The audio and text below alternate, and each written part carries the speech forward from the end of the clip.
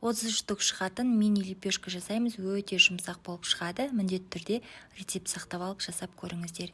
Ең алдымен міндетті түрде електен өткізілген ұнымызға дәміне қарай тұз саламыз, құрғақ дрожж, сұйық май және де аз ғана қант қостым мен. Бір жұмыртқаны салып, жақсылап бір араластырамыз.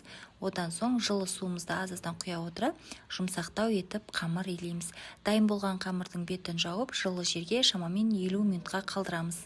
Көріп тұрғандарыңыздай біздің қамырымыз әдемі болып көтерілді. Көтерілген қамырдың әр бөлігін 100 граммнан өлшеп дайындап алдым.